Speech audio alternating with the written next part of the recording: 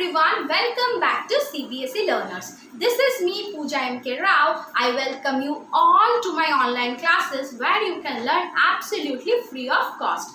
Then what are you waiting for? Just go and hit the subscribe button along with the bell button. If you don't hit the bell button, then you won't be notified about our videos. Okay, so without further wasting any time, let's start our class. So this class is particularly for our class 8 students. And the chapter we are going to start, it's a new chapter and we are going to take a part from civics. Okay, so we are starting civics today and the first chapter we will start. And it's none other than the Indian Constitution. Okay, so let's know what is Indian Constitution. But before knowing the Indian Constitution, we should have some idea about the Constitution also. Now, what is this Constitution? So, I will take the similar example as given in your book. Okay. So, let's see. We are having lot of games. Okay. You usually play lot of games. So, each game is having different rules and principles, isn't it? Like football. Football is played by your foot or your leg. If you mistakenly hit the ball with your arm or hand, that is considered as a foul play, isn't it? So cricket is played with your hand. Hockey is played with your hand. Even the kabaddi, even all the games, all of them are different from each other. Now what are making them different? The rules and principles of each and every game is making these games different from each other. Similarly, the Constitution acts similarly in a society. Okay, so every society is different from each other because of the Constitution it is having. So you can call Constitution as a set of rules and regulations which are required to govern the country, or which should be followed by each and every citizen of the country to make a peaceful and nice country. Okay, so let's read the chapter. So the chapter they have started with the same example of a football. So we have already completed the explanation. Let's read further. Okay, now what are this chapter? So I hope you are having your book. So I will explain line by line so that you can continue with me and you can follow me. Okay, so see, this chapter is starting with the same football match. In this chapter we are going to begin with football, a game. So I am normally reading, already I have explained, right? So I am normally reading without explaining this one because as I have already explained. So further I will explain when it is required. Okay, in this chapter we are going to begin with football, a game many of you have probably heard of or even played. As the name suggests, this is a game that involves a player's feet. According to the rules of football, if the ball touches the arm of any player except the goalkeeper, then this is considered a foul.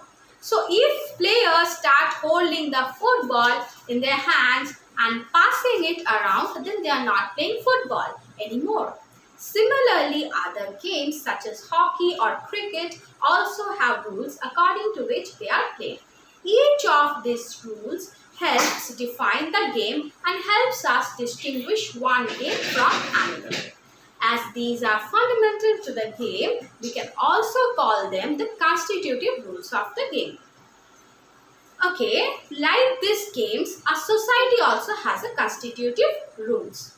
Okay, that make it what it is and differentiate it from other kind of societies. In large societies in which different communities of people live together, these rules are formulated through consensus. And in modern countries, this consensus is usually available in written form. So, the constitution in modern countries is you can get it in a written form, isn't it?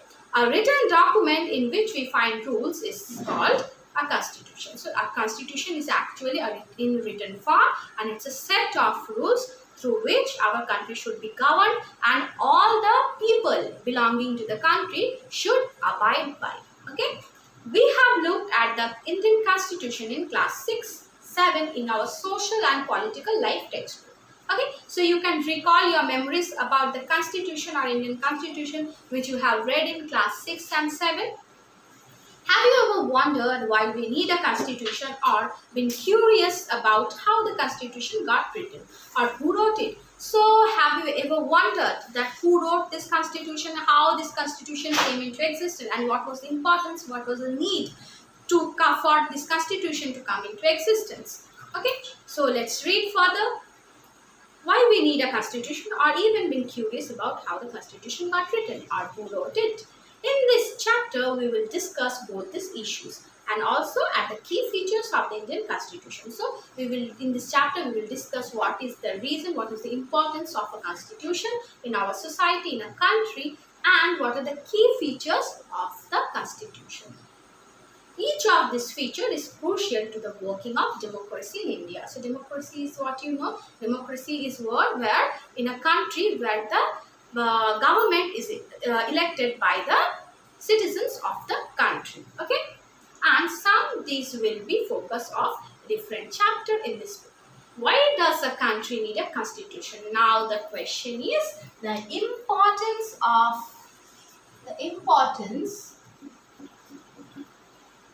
or need of constitution.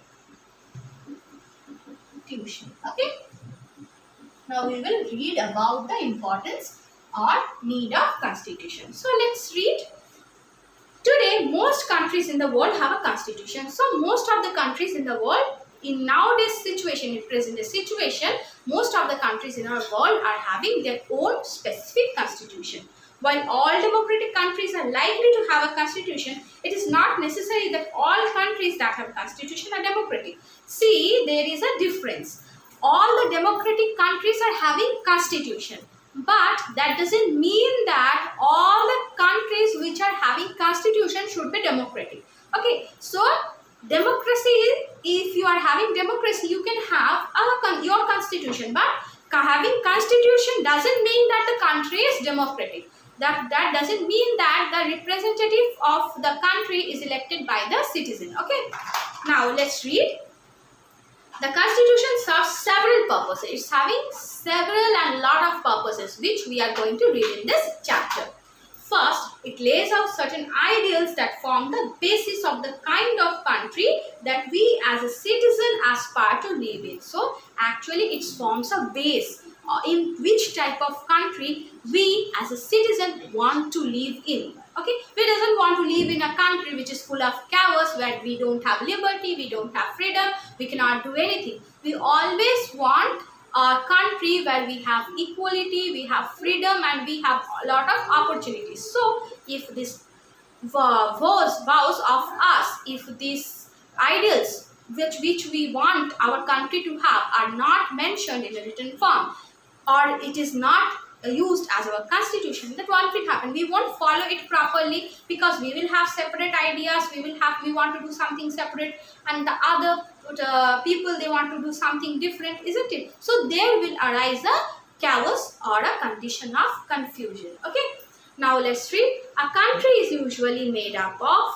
different communities of people who share certain beliefs but may not necessarily agree on all issues. So I have said a country is made up of different type of people, not one type of people, isn't it? And moreover, in a country like India, where we are having a big, huge diversity, all the peoples are different from each other, isn't it? In a country like India, our population is diverse. Different type of people are living in our country. So it doesn't mean that each and every person of our country agrees on what one person thinks, isn't it? But may not necessarily agree on all issues. Our constitution helps serve a set of rules and principles that all persons in a country can agree upon, on the basis of the way in which they want the country to be governed. So the first thing the constitution helps, or the importance of the constitution or the need of constitution, is it gives you a set of rules, okay, depending on each and every person, depending on the need, depending on the urgency, what type of constitution, what type of rules should be set for the well-being of our country. Okay, it doesn't it doesn't think about the ideas of one person. It will be formed depending on the whole society, not one person. Okay, now This includes not only type of government but also an agreement on certain ideals that they all believe the country should uphold. So I say it depends on the society and all the members of our country which they think their country should hold, not the decision or the agreement of one person. It's upon the decision of the whole countrymen. Let us try and understand what we mean by this through constructed situation in the recent history of Nepal. So Nepal, you all know, it's actually a foreign country, but it's situated very close to our country. Okay. Now see, a country that borders India on the north and Nepal where it is situated on the north of our country. Until recently, Nepal was a monarchy. So Nepal was actually a monarchy. Okay, they actually got their independence in the year 2008.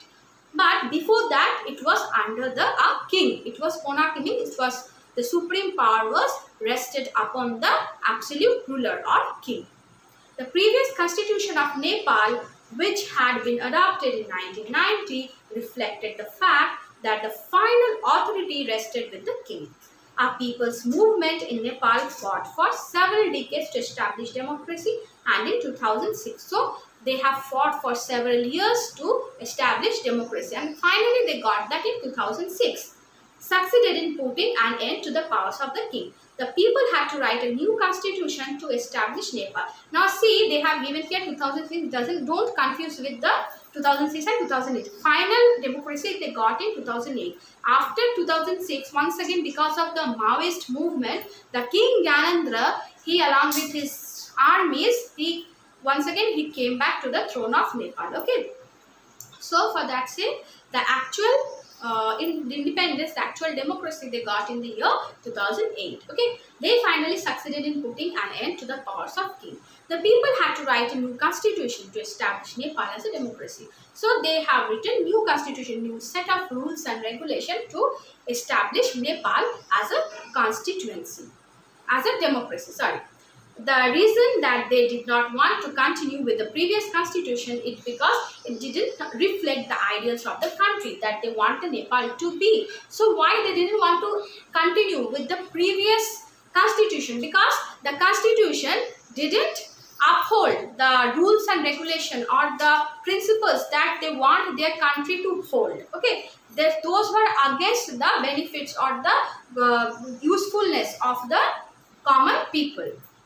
The country of Nepal has witnessed several people's struggles for democracy. Here you will get clear this with this example. You will get clarified about your confusion about the 2006 and 2008. Okay. The country of Nepal has witnessed several people's struggle for democracy. There was a people's struggle in 1990 that established democracy that lasted for 12 years until 2002. In October 2002, King Gyanendra, citing the Maoist uprising in the countryside as his reason, began taking over different aspects of the government with the army's sub-assistant. The king then finally took over as the head of government in February 2005. In November 2005, the Maoists joined other political parties to sign a 12-point agreement. This agreement signaled to the larger public an imminent return to democracy and peace. In 2006, this people movement for democracy began gaining. So the actual movement started in 2006. Okay, it repeatedly refused the small concession that king made, and finally in April 2006, the king restored the parliament, third parliament, and asked the political parties to form a government. So in 2006, why you can call it that 2006 also, because at that time the king, he called for the third parliament and said to make the constitution. Okay. In 2008, Nepal became a democracy after abolishing the monarchy. So the actual year in which the Nepal became a democracy is not 2006, it's actually 2008. They have called for the democracy in 2006, but in 2008, they actually got the democracy. As in the game of football, in which a change in the constitutive rule will change the game altogether, Nepal, by moving from a monarchy to a democratic country, needs to change all its constitutive rules in order to usher in a new society. Now see, similarly in a game, if you change the rule, game will not be as the former one or as the previous one, isn't it? So The Nepal also similarly, if they continue with the previous constitution, they won't call them as a democracy. They will call them as a monarchy as before, because all the constitutive rules under the monarch was same. So they should bring some new rules and regulations, some set of new rules and regulation to call it as a democratic country. Okay, now see the second important purpose. Now what is the first one you understood? Now the second important purpose is of a constitution is to define the natures of a country's political system. Okay, so let me write down the first point. Okay, point wise. The first point is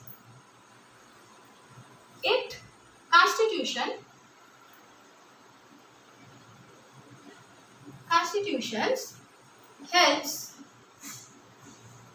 us to get some rules and regulations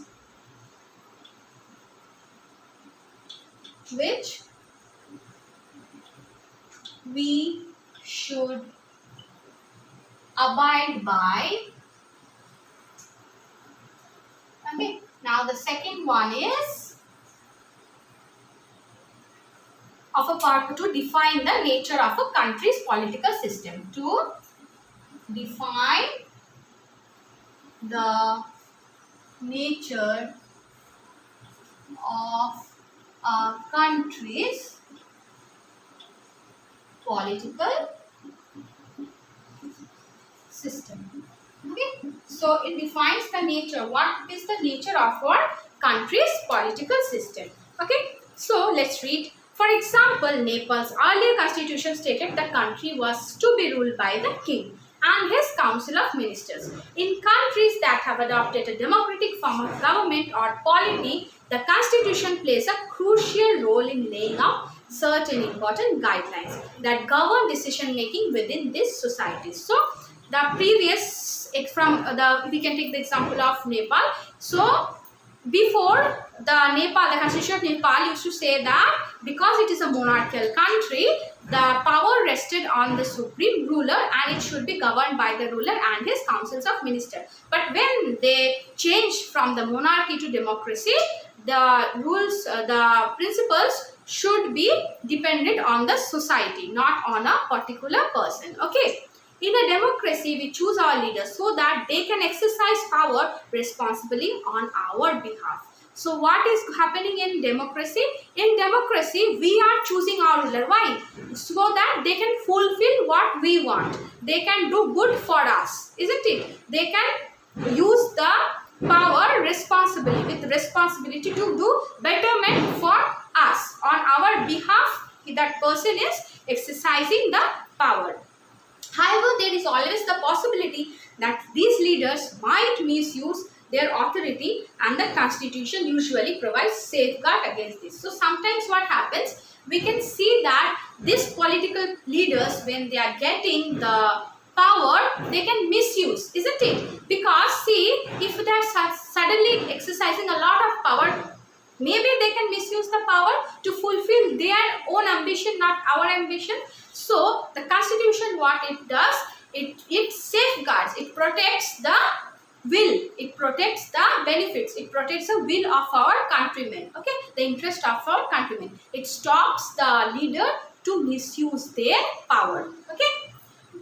The misuse of authority can result in gross injustice as demonstrated in the classroom situation below. Now see, they have given, for example, they have given one classroom situation where one class monitor was given a responsibility to observe the class. Okay, so what happens? The teacher will, in every class you will see, normally in one classroom situation, you imagine in your classroom, you will see whenever the teacher goes outside to bring something, what he or she will do? He will give responsibility to some of your friend or classmate to look after the class. That person is called as a monitor, isn't it? Class monitor. So if the class monitor is a bully, if the class monitor is not good, if he or she is a bully, then what will happen?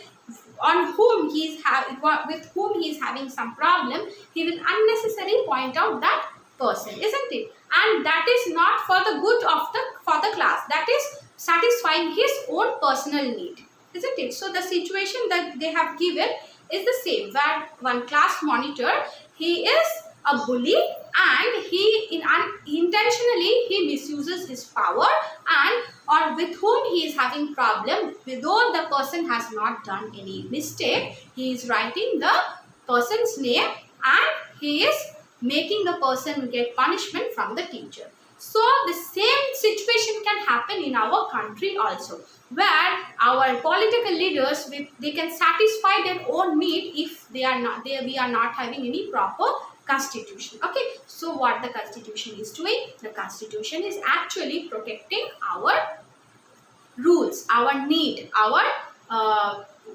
responsibilities, all the responsibilities which the political ruler is exercising on our behalf. Okay, it is protecting our need. Now let's see further. In democratic society, constitution often lays down rules that guard against the misuse of authority by our political leader.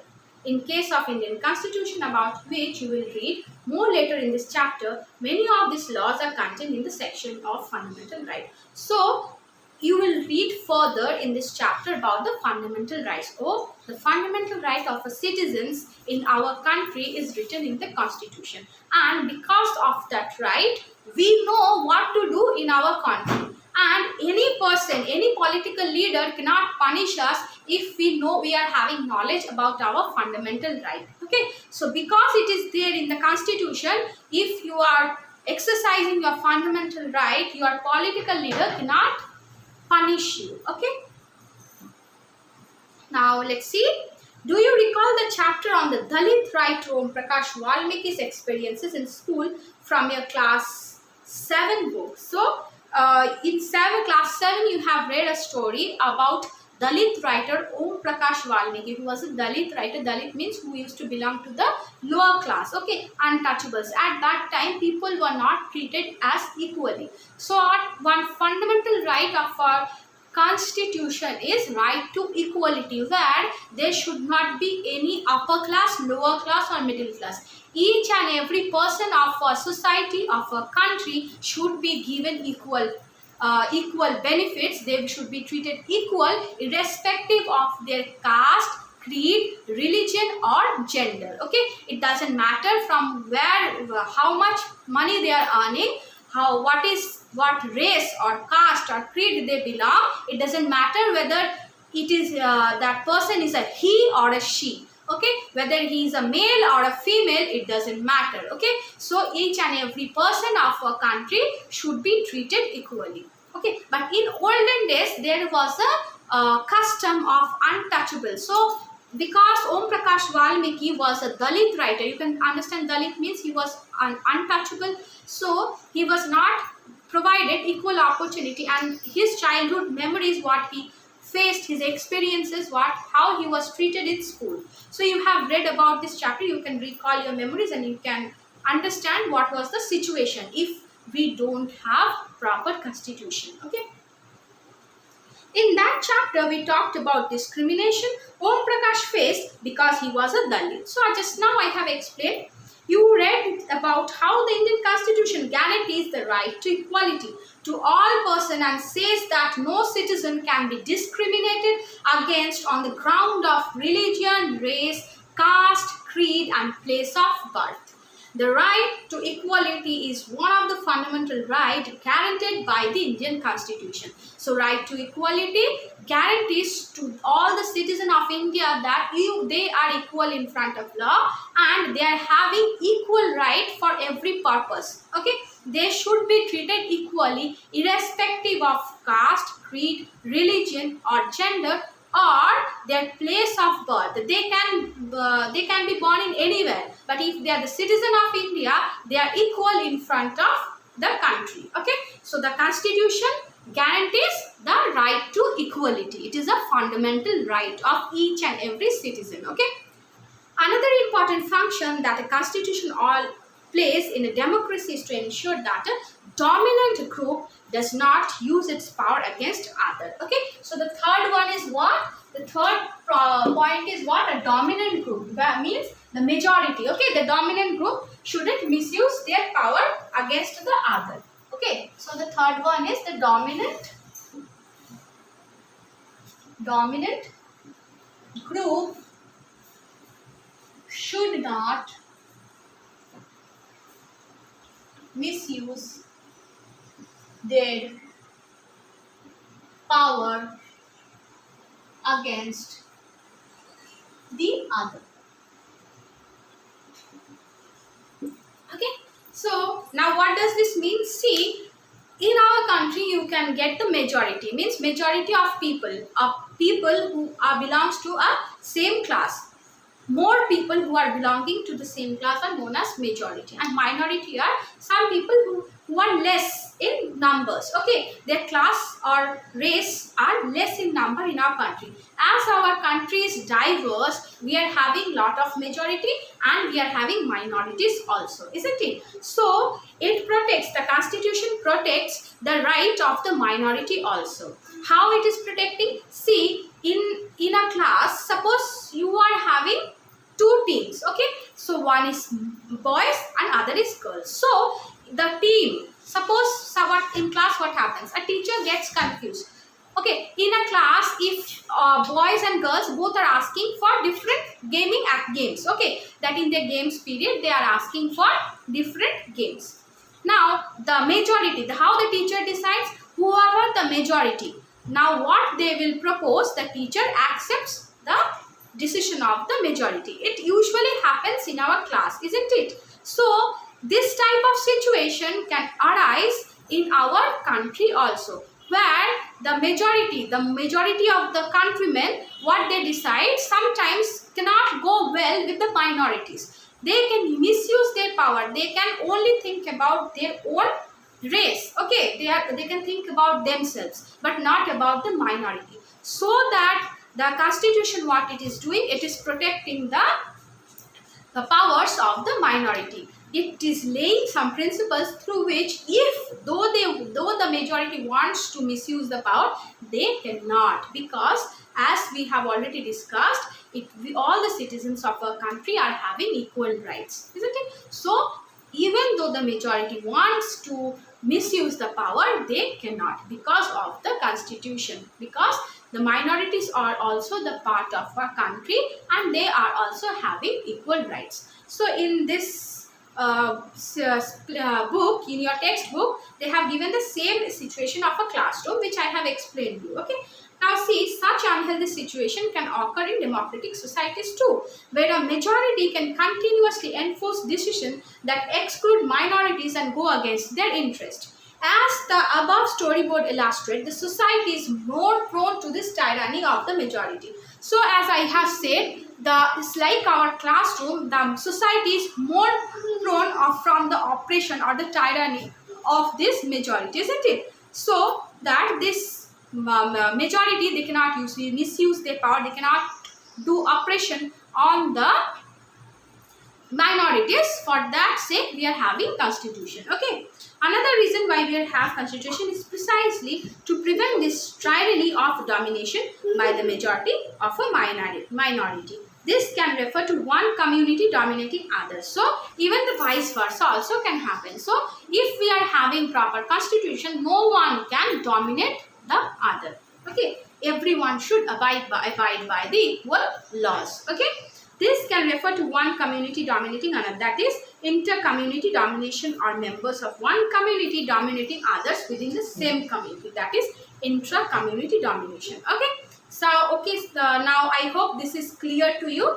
Now let's see the third significant reason. What is the need for constitution? The third significant reason why we need a constitution is to save us from ourselves. Now how? You are feeling strange, isn't it? How we can save us from ourselves?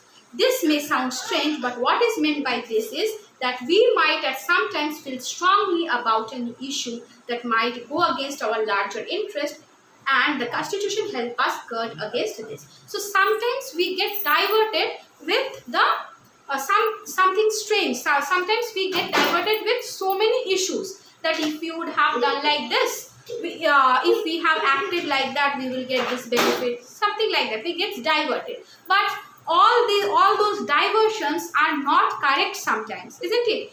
the diversions may not be correct. So if we are having constitution, it will provide us from not getting diverted. Okay, so look at the storyboard. So here they have given with an example that one girl, she is having examination next day and her parents are watching. She wanted to watch TV, but on the other hand she is having some work, she has to revise her lessons. So what she is doing, she is stopping that because she has her exam. She's stopping her diversion. She is saying her parents also not to watch the TV. And what she is doing, next day when she is seeing the question paper, she remembered that yesterday night only she has revised the questions and those questions only has come for the next examination. So she is protected herself from the diversion. What is the diversion there? Which is the diversion playing there? The TV. Okay, so she has stopped herself from getting diverted. So in the same way, if we are having constitution, some permanent rules and regulations, sometimes though we feel diverted with some situations, we will always constantly abide by the constitution. No one can divert us. Okay. Similarly, the constitution that helps to protect us against certain decisions that we might take that could have an adverse effect on the larger principles that the country believes in. For example, it is possible that many people who live in a democracy might come to strongly feel that party politics has become so acrimonious that we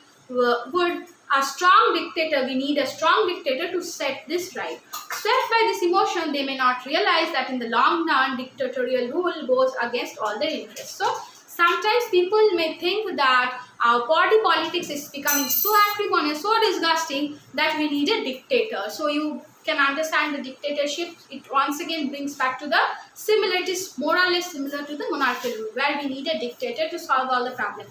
But you can understand the disadvantage of the dictatorial rule. It is so disgusting, isn't it? So it in a long run, dictatorial rule is not at all possible. Swept away this emotion, they may not realize that in long term, dictatorial rule goes against all their interest.